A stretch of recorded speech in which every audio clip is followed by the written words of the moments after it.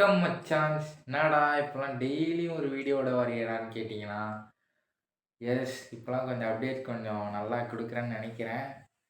ஆ okay. இந்த வீடியோல நம்ம என்ன பார்க்க போறோம்னா, ஏஎஃப்சி ஏசியன் கப் 2007க்கு இன்னைக்கு ட்ரா நடந்தது. ஜஸ்ட் ஒரு 1 மணி நேரத்துக்கு முன்னாடி தான் நடந்தது.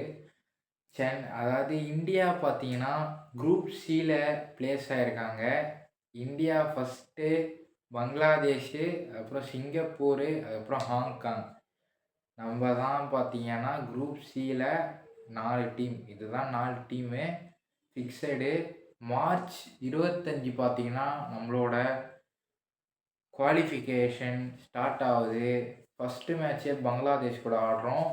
அது மொத்தமா 6 மேட்ச் இருக்கு. இந்த குவாலிஃபயர்ஸ்ல பார்த்தீங்கன்னா 6 மேட்ச் இருக்கு. 2026 மார்ச் வரைக்கும் பார்த்தீங்கன்னா, இது நடக்கும். இந்தியா சப்போஸ் டாப்ல முடிச்சதுன்னா, இந்தியா குவாலிஃபை ஆகும். இதுதான் இப்போதைக்கு நிலவரம்.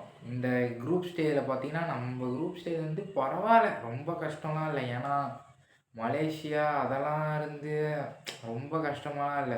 நம்மளுக்கு பார்த்தீங்கன்னா, பங்களாதேஷ், சிங்கப்பூர், ஹாங்காங் எப்போதுமே அதாவது இப்போலாம் என்னன்னா, இந்தியா பார்த்தீங்கன்னா, நல்லா ஆடலன்னு சொல்ல முடியாது.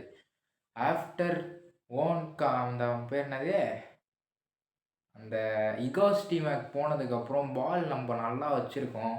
பிரச்சனை இப்ப என்னன்னா, சுனில் சேத்ரி இல்லங்க. நேத்து கூட ஒரு ஹேட்ரிக் போட்டாங்க. சுனில் சேத்ரி மாரி ஒரு நம்பர் 9 நமக்கு இப்ப இல்ல. அது இந்தியா கண்டிப்பா குவாலிஃபை ஆயிடும். என்ன பொறுத்தவரைக்கும் கண்டிப்பா குவாலிஃபை ஆகிடும். அதுல வந்து மாற்று கருத்தே இல்ல எனக்கு தெரிஞ்ச வரைக்கும். ஏன்னா, இந்தியாவுக்கு வந்து டைம் இருக்கு. இந்தியா வந்து இப்போ பிளேயர்ஸ்லாம் நல்லா செட்டில் ஆக ஆரம்பிச்சுருக்காங்க இந்தியன் டீம்ல. போன கேம்லயே நல்லா தான் ஆடுனோம். பட் அந்த நம்பர் 9 அதுதான் இப்போ பிரச்சனை.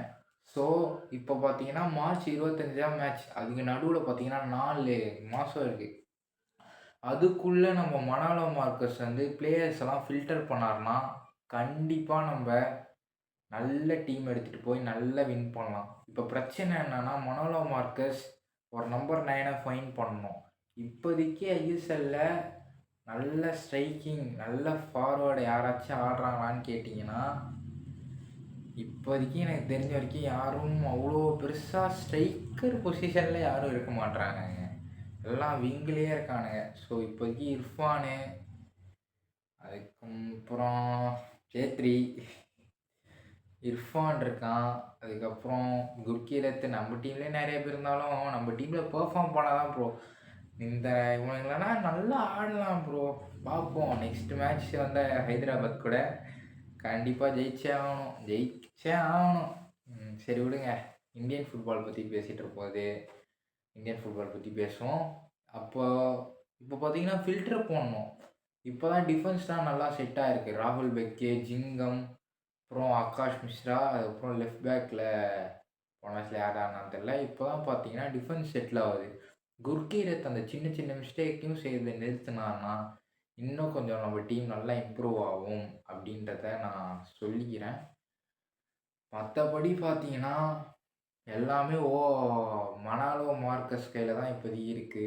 டீம செலக்ட் பண்ற விதத்திலயும் அவர் கையில தான் இருக்கு. ஒரு நம்பர் 9 கண்டிப்பா இந்த 4 மாசத்துல அந்த நம்பர் 9 கண்ல மாட்டிட மாட்டானா? அப்படின்னு சொல்லிட்டு நம்மலாம் ஏங்கிட்டு இருக்கோம். கூடிய சீக்கிரத்துல கண்டிப்பா அந்த நம்பர் 9 கண்டிப்பா வெளில வந்துருவாரு. பாதி சீசன் முடிஞ்சிச்சு ஐஎஸ்எல்ல. நேத்தே மன்வீர் ஒரு கோலு, லிஸ்டன் கொலாசோ ஒரு கோல். லிஸ்டன் கொலாசோ கண்டிப்பா டீம்ல இருந்தே ஆகணும். ஏன்னா, Liston Colaco is back to form. Liston Colaco வந்து மொனாலோவால தயாரிக்கப்பட்ட ஒரு பிளேயர் தான் லிஸ்டன் கொலாசோ. ஹைதராபாத்லேருந்து ஃபர்ஸ்ட்டு ஆரம்பத்துலேருந்து லிஸ்டன் கொலாசோவ முன்னேற்றுனது மனோலோ மார்க்கஸ் தான். அது மட்டும் மறந்துடாதீங்க.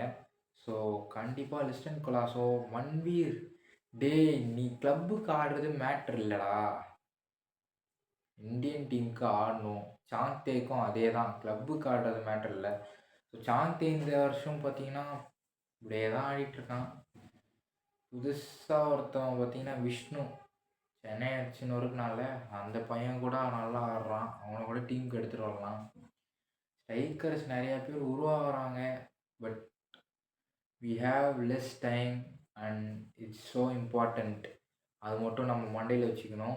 ஸோ இந்த டீம், அதாவது இந்த குரூப் ஸ்டேஜில் பார்த்தீங்கன்னா சிங்கப்பூர் 161 பிளேஸில் இருக்குது, ஹாங்காங் 156th பிளேஸில் இருக்குது, பங்களாதேஷ் பார்த்தீங்கன்னா 185ல் இருக்குது, இந்தியா பார்த்தீங்கன்னா 127க்கு வந்திருக்கோம். 98ல் இருந்தோம். 2024 ஸ்டார்டிங்கில் 98ல் இருந்தோம். 2023ல். இப்போ பார்த்தீங்கன்னா நம்ம 127 வந்திருக்கோம்னா அது ஹியூஜ் டிஃப்ரென்ஸு.